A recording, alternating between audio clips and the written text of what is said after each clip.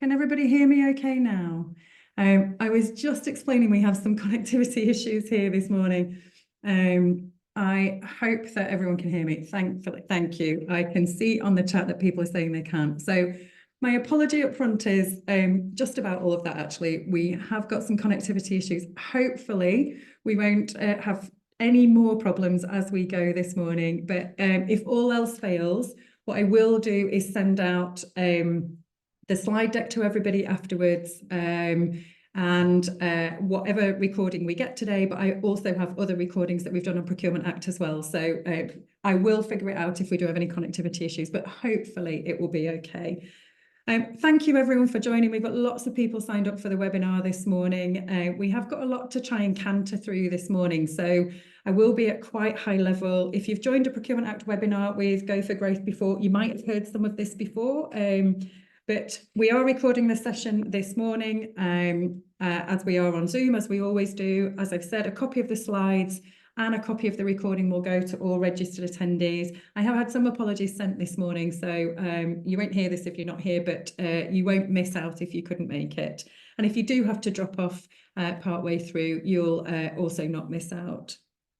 What we're going to try and cover today, given that the date of go live on the Procurement Act has recently changed, so it was going live on the 28th of October. You might not be aware if you're a provider to the public sector, but that date has now been shifted to the 24th of February 2025. I don't know if it will move again. We'll see what happens with the Cabinet Office and any announcements that come through. So we're going to cover some of the key changes. We're going to look at central digital platform a little bit, dynamic markets and frameworks. I've got some intelligence and impact to go through with you, looking at smaller organisations, and then how we can remove barriers for SMEs. So that will be looking at if we're in a procurement role or a commissioning role, but also what it means for smaller organisations as well. And then how we can prepare for the regulations. So how as providers to the public sector, we can help ourselves to get prepared for the new regulations. But also, if you're here from a buying organisation, that might be useful for you as well in terms of how you can get your supply chain prepared.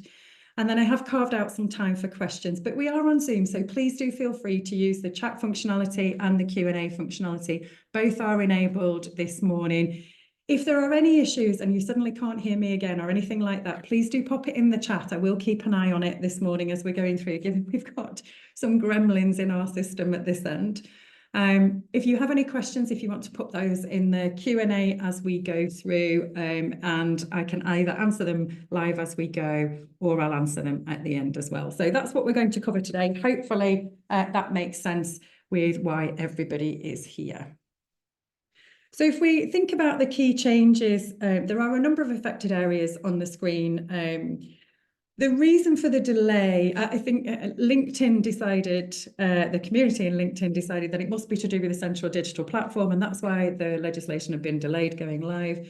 The Cabinet Office announcement actually said that the delay was due to the National Procurement Policy Statement. The last statement that came out was in May, and of course the general election meant that everything had to pause. And the National Procurement Policy Statement hadn't done its, I think it's 40 days through Parliament that it needs to do in order to be enacted. So it hadn't done its full journey through Parliament. And so what that meant was we didn't have an agreed National Procurement Policy Statement. So actually what Cabinet Office have said is that the reason for the delay is so that they can revisit the National Procurement Policy Statement and make sure that that is through Parliament and agreed and in place for when the regulations go live. From a very personal perspective, I think that's an important document, the National Procurement Policy Statement. I think it's one that describes the objectives and what's important to the public sector. So it is something that we definitely need. And what are we expecting from the new National Procurement Policy Statement? So I was attending an event this week where we chatted through some of these things. If we look at the Labour Government Manifesto, it talks a lot about mission-driven government. And so we expect to see mission-driven government themes to be reflected in the National Procurement Policy Statement. So things like kickstarting economic growth. So thinking about economic stability, thinking about investment in jobs, support for small business, the self-employed, etc. And I'll pop a link to that actually in the slide deck when I send it out. And there is a huge part around breaking down barriers to opportunity. And so actually, if you look at Labour's plan for economic growth, it's being developed in accordance with all UK businesses. And I don't know if everyone's aware, but there are 5.5 million businesses in the United Kingdom. 99.2% of those will be classified as small. That's 0 to 49 employees. And that includes micro businesses, sole traders, etc. And what the Labour mission-driven government themes say is that small firms, entrepreneurs, self-employed face unique challenges actually in business. And that's why, in partnership, Labour is developing a plan for small businesses. Small businesses are seen as the lifeblood of communities and high streets across the country. There's also focus on payments, so late payments will be taken action on to ensure small businesses, self-employed, are paid on time, and I'll cover some of that in a second. So I think we'll see lots of that mission-driven stuff coming through into the National Procurement Policy Statement, but we'll also see that increased social and environmental impact that public procurement needs to think about. So if we start by looking at the simplified bidding process, we're going from the procedures on the left to the procedures on the right. So we'll start with the most popular, open procedure to open procedure. Under the Procurement Act, it remains largely the same as it was under the Public Contract Regulations of 2015, so PCR 15. It remains a single stage process. There's no restriction to the number of submissions. And it's very likely that contracting authorities will probably run this most often, especially as we're unfamiliar with how things like the competitive flexible procedure will work in practice. So it might come to press that contracting authorities stick with something that they know and use already. The next available procedure is competitive flexible procedure, which basically replaces all the other procedures on the PCR 15. And it basically means that contracting authorities can design procurement competitions that deliver the best possible outcomes for the public purse. They encourage innovation and creativity. And there are some minimum requirements, obviously, around publication, timescales, etc. And unlike the open procedure, the flexible procedure, competitive flexible procedure, must be at least 2 stages. However, contracting authorities can include more stages if needs be. And I think the challenge we have as providers with competitive flexible procedure, and it's no doubt a challenge for procurement as well, is actually coaching and preparing ourselves for CFP is quite difficult because we actually don't know how contracting authorities will use competitive flexible procedure going forward. And that's kind of the point of it, because it is designed to allow the drive for innovation and creativity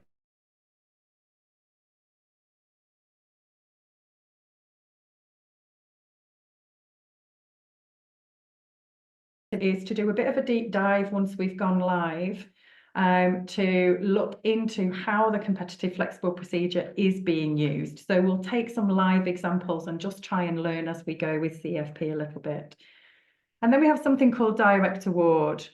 So we can, it replaces the negotiated procedure without prior publication. Direct award basically means that contracting authorities can award a contract to a supplier without engaging in a prior competitive process. Now, that said, it doesn't mean it's a free-for-all. Just like the negotiated procedure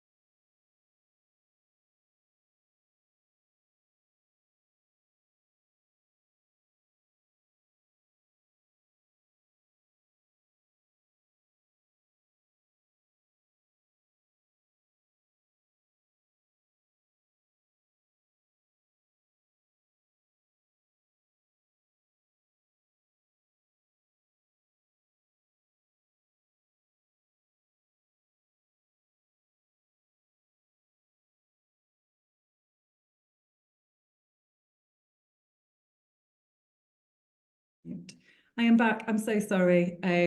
This is the gremlins that we're talking about this morning. I did lose everyone for a moment. Can everybody now hear me okay? I should be back for everyone. If someone can pop in the chat that you can hear me, okay, I can see the thumbs up. I'm so sorry, we might have this again, so please forgive me. It does seem to be really short bursts of a loss of connectivity, so we should be back super quick. But do bear with.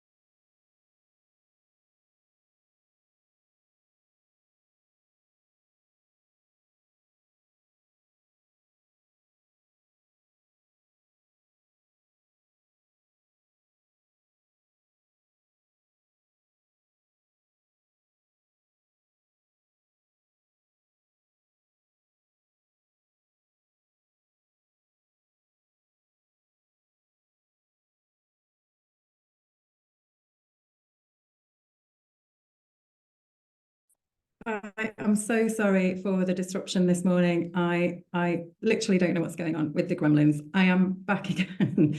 What I've done is I've tethered to my mobile. It's clearly something that's going on with the Wi-Fi. So hopefully that will be okay and we will power through. So let me just share my screen again. Hopefully I will stay with you this time. I'm so sorry for the disruption. So let's crack on. So transparency. One of the things that the Act is doing, whilst it doesn't talk about transparency explicitly, through the notices regime, what the Act is trying to do is to make sure that there is transparency at every part of the public procurement process. So the notice regime, what you can see, what we have currently is 5. And actually on here, I think there are 15 notices, but I did speak to a colleague this week who thinks there actually are 17 notices. So, and you can see the section of the Act down the right-hand side. What this means is that all these notifications will help providers to be able to see what the process looks like. And you can see that there is quite a good amount of emphasis on the beginning of that process in terms of transparency. So planned procurement notice, a pipeline notice, a preliminary market engagement notice are all designed to help us know what's coming in the future, so that we can get prepared for it as providers. But I talked about prompt payment, for example, so you can see something called a payments compliance notice.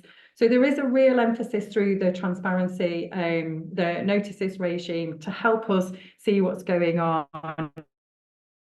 Also, notices around if contracts are terminated, awarded, etc.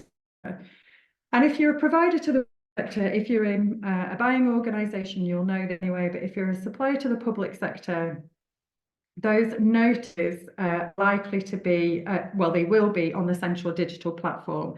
So we'll be able to see them all in one place, which is great, and will be useful for us as providers for sure. I wanted to talk about meat versus MAT really briefly, actually, because it shouldn't cause too many issues for either buyers or suppliers. It should be more of a terminology shift, actually, than one of real significance. However, I think it's worth pointing it out, especially for the marketplace, because it can be a helpful tool to communicate what the public sector uses to select an award. So MEAT stands for Most Economically Advantageous Tender, and it focuses primarily on economic factors such as cost and price, but it will also consider other factors. So it involves a structured evaluation process that assigns specific weightings to various evaluation criteria, including price, quality, technical capabilities, and other things like social or environmental considerations. Bidders are scored against their performance against the criteria, and the contract is awarded to the bidder with the highest overall score. And MEAT aims to strike a balance between economic factors and other relevant considerations. MAT stands for Most Advantageous Tender, and that typically takes a broader view of advantages and benefits, including social and environmental, and it's not limited, therefore, to leading with economic factors. So it will consider a range of criteria and qualitative aspects, including technical expertise, innovation, sustainability, social considerations. It continues to have that structured evaluation process that assigns specific weightings to various evaluation criteria. But what we expect to be different under MAT is that there'll be higher weightings for non-economic or non-cost related aspects. And we might see that cost isn't being scored or tested through the evaluation criteria at all. And what MAT aims to do is select the tender that provides the most advantages overall, which may or may not be the lowest cost option. And many small businesses especially tell us that it does still feel like a fastest race to the bottom. So being able to communicate that whilst no procurer will or should ever actually apologise for worrying about the financials or the cost of what we're procuring with public taxpayer money, procurement is tasked with delivering broader benefit than that, and MAT just illustrates that. I mean, the main message here, and I think one of the things that we will have time to do now the Act is later going live, is try and do some more deep dive stuff on supplier performance and contract management. It is a huge area of the Act, but the main message here is that supplier performance, supplier department, it can feel like a really scary place. Suppliers are smaller businesses, and especially those who haven't been managed in before. It will, of course, mean there's greater focus on contract management and performance, but I think happily it will reduce the ability for bidders to overpromise and underdeliver or greenwash, where we're overstating sustainability credentials and they're not delivering on them. It will make supplier performance actually, I think, a more positive environment to be in. So we have done a webinar on this before. There's lots more detail on it, but effectively supplier performance will be published. Yeah, let me if I turn my video off, I'm not sure you'll see my screen. Let's see if that helps at all. So good idea. Thank you, everyone. I'll turn my video off so you'll just see a picture of me. And let's see if that helps the bandwidth at all. What I was saying was that the supplier performance, key performance indicators, and how we perform as suppliers will be a matter of public record. And that actually could be a really positive thing for suppliers, because actually most suppliers will be performing really well and in line with our contract requirements. And actually that could be something that can help us grow and win more business going forward. It doesn't have to be a scary place for suppliers. If anybody wants more information, please do get in touch with Go for Growth. Sorry, I'm just seeing the chat that it feels like the connectivity isn't that great. What I will do is I'll keep going. If anybody does want to drop off because it's not that easy to watch, please do feel free. I do have this webinar from a previous recording, and I will send the slides out. So if you do need to drop off, please do feel free. Again, I apologise for the issues that we're having this morning. I'll plough on regardless though. So central digital platform, all notices will be published here. It's likely to be an expansion of the Find a Tender service. It's unclear what it will be called long term. It might be called FTS, I'm not sure. It will be in place from date of go live, which now is 24th of February, but it will be released in phases. So pipelines will be on there, the supplier register will be on there, the debarment list, KPI reporting, and it will be mandatory for suppliers to register to the central digital platform if we want to bid for public sector opportunities. What it will do, and one micro provider did say to me recently, or SME said to me recently, they felt like the central digital platform might be, and I quote, a glorified address book. I think I disagree with that, because actually what it is trying to do is put everything in one place, or as much as possible in one place, which is a big deal for providers. But also we'll be able to enter some of our information into that supplier register, that supplier information system. And that information, such as our insurances, some of the selection questionnaire, that will pull through automatically to the procurement portal, the e-sender systems that they're called. And so hopefully that will mean that there's less repetition of activities that we're doing as providers. So that can only be a good thing for us.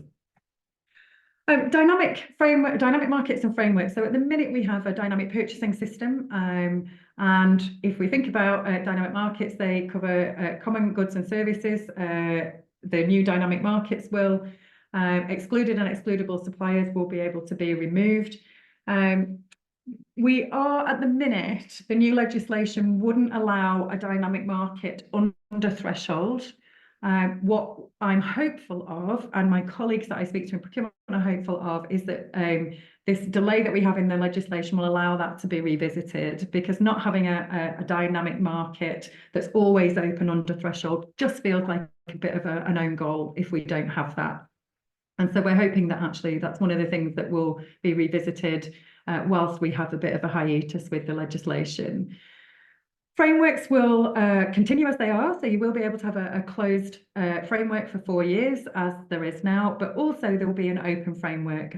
So a framework can be open for 8 years, provided that they are reopened a couple of times, specifically at years 3 and 5. We will do more coaching on open frameworks and what they mean, and how you take part in open frameworks. But largely what it means is, today, if you don't get onto a framework, you can't apply to join it until the next time it's open, which will be 4 years later. Now, if a framework is open for 8 years, you would be able to join it mid-term, and you would be able to join it a couple of times during that 8-year term. And the light touch regime does continue to be in place, which means there is more flexibility when the LTR is at play. So I said I would go through some intelligence with you. So importantly, in Go for Growth, there are no closed doors. Anybody from any sector of any size and any part of their journey in public sector growth can come to Go for Growth for support and help, and we'll give it. Unsurprisingly, we're helping micro, sole traders, small businesses the most, and we're supporting a little over 15,000 businesses. We've undertaken probably over 40,000 engagements through all of our mediums and channels. But we're still just scratching the surface. As I mentioned earlier, 5.5 million businesses in the UK, of which 99.2% are classified as small, 0 to 49 employees. So, you know, even though we're dealing with lots of businesses, there's way more that we can be doing. But effectively, this is what they're telling us. So 79% of those organisations that we're supporting tell us they want to understand how to demonstrate their value to public sector procurers. And the same amount say they are keen to develop their bid writing skills. Often, so 63% businesses tell us, actually, I don't know where to start with this. How do I know where to find a public sector opportunity? And the central digital platform will be helpful to that, because we won't have to go through lots of different portals. 61% tell us they could market their business more effectively. Often we see in small businesses that they are the artisan. We are the experts at what we do. There is so much talent in the small business community, but we don't necessarily tell everybody about it, or very effectively tell everybody about it. And what that can mean from a bid perspective or a competitive perspective is if we're asked for references or case studies, for example, we might not have those ready to go. And so in preparing to grow, we hope that that's an area that we can help businesses with. And we are seeing a lot more collaboration and consortia approach now. So 59% of businesses tell us that they're keen to improve their network to help them win new work specifically. That's not just in public sector either, that's in private sector as well. And we do have a couple of workshops every year dedicated to partnering. The University of Cardiff that we've done a lot of work with, they tell us that it can take at least 6 months to develop a partnership or a consortia if you're looking to do work together or bid together. So it's not a quick thing. We can't decide to collaborate once we've seen a live opportunity. The 35 days or whatever we have in a live bid just wouldn't be enough time.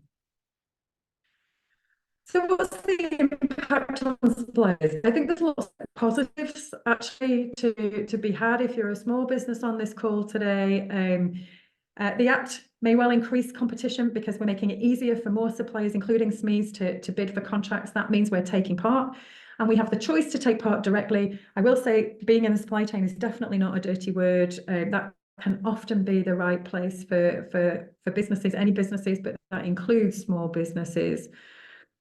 The Act and some of the constructs like open frameworks could drive longer term relationships as framework terms extend, for example. And as I mentioned, that performance tracking could be a real opportunity for those businesses that are performing well to trade off the back of that positive performance because it's a matter of public record. And actually that real focus on removing barriers to entry and growth actually really promotes growth and scale opportunities for smaller businesses. And the feedback environment is really interesting. So you'll see on the screen it says assessment summaries. In any public procurement, there's over threshold, and at the minute for supplies and services, goods and services, the threshold is £214,904, including VAT. If you're bidding at that level and you are unsuccessful, you should get your score, the winning bidder score, and you should get some decent feedback that allows you to understand what was missing and why you weren't able to be awarded that contract. We did a poll of 100 bidders about 18 months ago, and 25% of those people told us they never got any feedback at all. So they didn't even get told no. They just didn't hear anything. So they presumed they hadn't been successful, but they'd not heard anything. But 50% said to us that they had only got their scores. And so actually, whether it's above threshold or below threshold, we encourage all contracting authorities to give as much feedback as possible, because that's how we learn as businesses and improve as businesses. But above threshold, what you will have is something called the assessment summary, which means there will be more detailed feedback coming out to you. I think and it says the 28th of October on there, but of course it is now 24th of February 2025. What we will have, regardless of when it goes live, is concurrent regulatory framework. So anything that is let prior to the go live date of the new Regulations Procurement Act will stay on PCR 15 until its end, and that include dynamic purchasing systems that can be open for up to 8 to 10 years sometimes.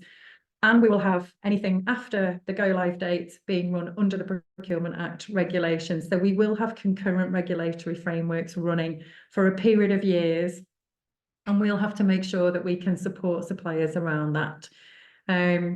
That guidance and support, there is a lot of it out there. Hopefully webinars don't have as many gremlins as I've had today, which has been unfortunate, but there is lots of support out there. And I did mention on a panel I was on today, potentially there's almost too much support out there. If you're in a buying organisation, one of the things that you can do really helpfully for your suppliers or those people who want to work with you is to do really good signposting. Or if you're hosting the support, make sure that that's really accessible and transparent. There is largely lots of free resources out there, but there are some costs to it. So there is a Procurement Act Expo in February. If you're a private sector organisation, there is a nominal charge to go to that. If you're a public sector organisation, I think it's free to attend. So there might be some costs to access those resources. And I bring that up really for the contracting authorities, the buying organisations that are on the call.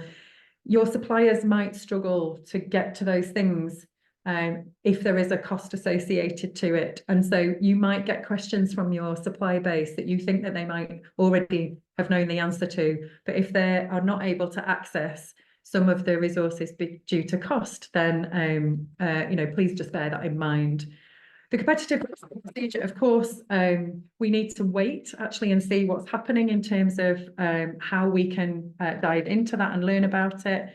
And I think the debarment, the supply measurement and contract management, it will be a very personal, a subjective response to whether that is a positive or a scary place for us as providers. But I largely think most providers perform really well, and therefore that would be really positive for people. So we did a survey, 150 buyers, and I wanted to just share the contracting authority view of this. So the alter ego of the intelligence I gave you a little while ago. 150 buyers, when we polled them, 64% of respondents said that bid and competition capability was a potential barrier to SME adoption. That was particularly significant for local government respondents, 43 out of 88 citing it. However, if we think about the intelligence that small businesses are telling us about as well, so 79% of those 15,000 organisations that have joined polls have said, yes, we would need some help with our bid capability. And I think what we're seeing is there's largely agreement between the procurement community and the business community that support is required. And as we go into new regulations, what I think we have to accept is that support needs to ramp up. From us as suppliers, we need to really work hard to prepare ourselves, but contracting authorities also need to make sure that they are offering that support. If you want to click on that link on the bottom right, you can see the full survey in there. We also asked about the greatest impact on procurement strategy. So 71% talked about sustainability and the green agenda being the single biggest impact. And 63%, unsurprisingly, said the new regulations in and of themselves will be a big impact to procurement strategy. But if we think about social value, and in public procurement, social value is the catch-all terminology which contains sustainability and environmental stuff. Actually, dealing with SMEs is a huge part of our ability to deliver social impact. When we are awarding work directly or indirectly to local providers, we are really helping with that local economic regeneration requirement. And we are helping for skills to be developed, jobs to be created, jobs to be retained. We are really pushing those pounds back into the local area. So, you know, it all sort of comes together in a cycle around that drive to really work with small to medium enterprises. And if we think about how we remove barriers for SMEs, as contracting authorities, I don't want to teach anyone on the call how to suck eggs. You'll probably know all of this and it will feel very obvious. But as much as you can with CFP, when you get there, if you can be as transparent as possible on how you will use it, that will be super helpful. It'll be helpful for people like Go for Growth to be able to coach organisations on it. You can consider reserving lower value contracts for SMEs. PPN 1120 is the guidance. I know if you're in a local authority, the Local Government Act, there is some back and forth on how lawful you can do that, regardless of PPN 1120, but under threshold, actually, we shouldn't have too many issues. So we can consider reserving those lower value under threshold contracts for SMEs, or at least encouraging local engagement. Market engagement really took a hit during the pandemic, but we are seeing more face-to-face engagement, but actually it doesn't have to be face-to-face. Market engagement can be virtual as well as in person. Whatever we can do to increase that market engagement will be really useful, I think. Reviewing and simplifying contract terms and bid requirements where possible. I know lots of contracting authorities already try to do this, but the more that we can be proportionate and relevant in our contract terms and bid requirements, the better equipped the local smaller business marketplace and voluntary sector marketplace will be able to take part. And of course, we've talked about supply chain being actually a really good place for lots of local organisations to be. But what we really need is that encouragement contractually of tier one suppliers to partner with and develop local SMEs, not just to bring their national supply chain into the local area, but really focusing on how do we tap into that local talent. Lot strategy is a very compliant and proportionate and relevant way to break larger contracts down into smaller lots. And I think one of the things that we can do is really understand what we're spending with SMEs. So lots of organisations still tell us they don't know. I think it was something like 35% of those 150 bidders that we polled with YPO said that they didn't know what they were spending with SMEs.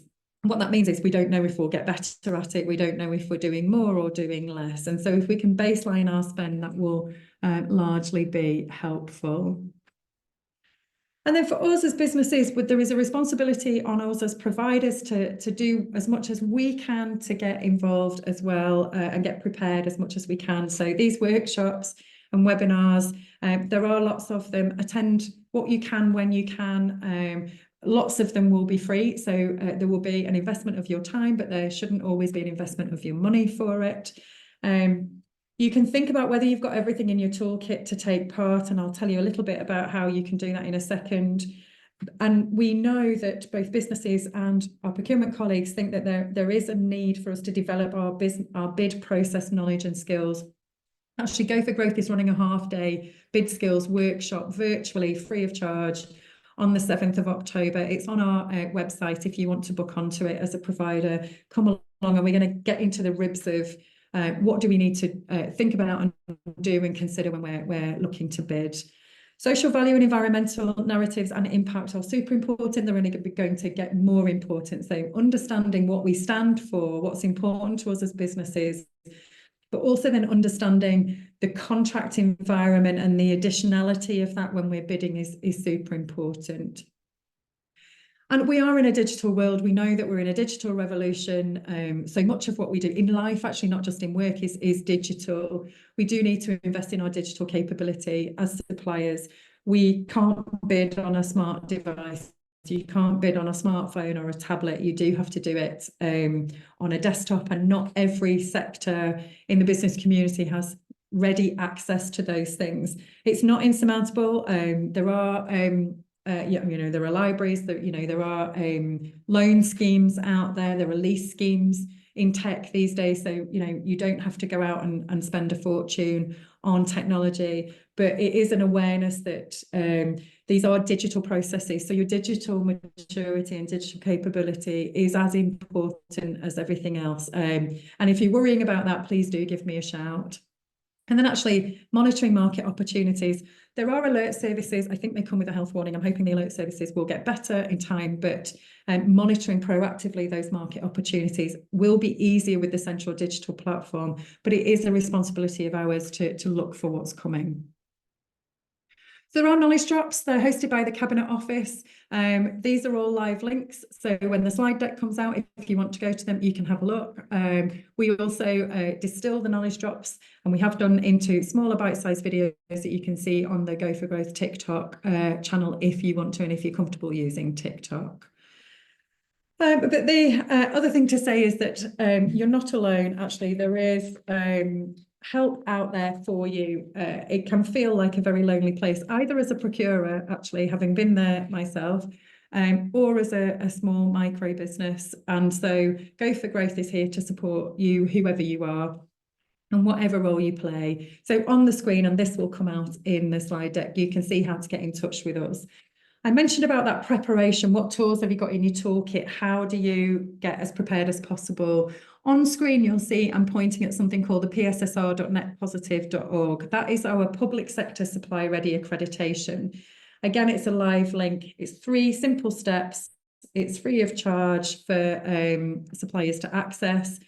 And effectively what that will do is it will take you through the standard selection questionnaire and make sure that you have everything that you need for the SQ. And also it will take you through the general elements that will be scrutinised in almost any public procurement. And will help you do a bit of a gap analysis to see if you do have any gaps. There's embedded resources in the accreditation. So if you do identify that you've got a gap, there should be useful resources in there so you don't have to start from scratch. And we have just published a course on Procurement Act itself. So this again is a live link. So if you want to do a short course on the Procurement Act, you can do through our learning management system. So have a look at that. It shouldn't take too long, but there are some really key elements in there that hopefully will be helpful if you are a provider wanting to learn more about the Procurement Act 2023. And that brings me to the end of the session for questions. So let me just see if I've got people with us. We've got lots of people still with us. I'm going to try and put my camera back on, and hopefully I don't look anything like my picture anymore, do I? Hopefully you have managed to stick with me. Again, I can't apologise enough for the gremlins that we've had today. I'm grateful we've managed to get through to the end. If there are any questions at all, please do pop them in the Q&A now or in the chat if you want to. If you want to chat with me separately, you can get in touch with me through those contact details on the slides. But hopefully, although that was a bit of a whistle-stop tour with a couple of disruptions in it, hopefully that has been useful. So let me just check if there are any questions in the Q&A. I can't see any open questions just yet. Can't see anything in the chat. Okay, let me just see. Yeah, so there is a question, will more information be available on the central digital platform? Certainly as it comes out from Cabinet Office, we will be, and I'm sure procurement organisations will be sharing that as well. LinkedIn actually, although the LinkedIn community does have a lot of chatter on Procurement Act at the minute, it's also a really good repository for finding out the latest things. I almost think LinkedIn knows before Cabinet Office knows sometimes. But yes, more information as it's made available by the Cabinet Office will definitely be shared on Central Digital Platform.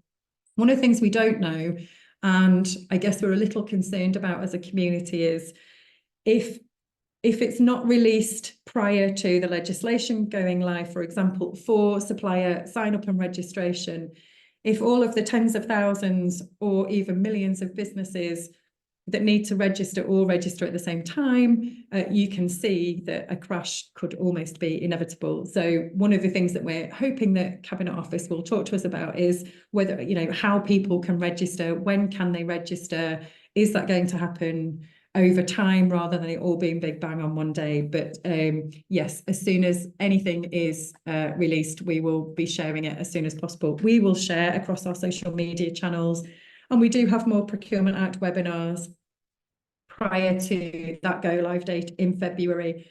And so we'll keep talking to you about Procurement Act as much as we possibly can, as much as we know. So hopefully that was useful. Massive thank you from me for sticking with me, especially today. I genuinely never experienced gremlins like that, but hopefully we got to the other end. If there is anything else, the slides will come out to you, the recording will come out. I'll check the quality of the recording. I do have other recordings that might be more useful, but I'll make sure that information gets out to everybody before close of business tomorrow. But if you need anything in the meantime, you know where I am. Okay. Thank you everybody so much, and I will speak to everybody soon.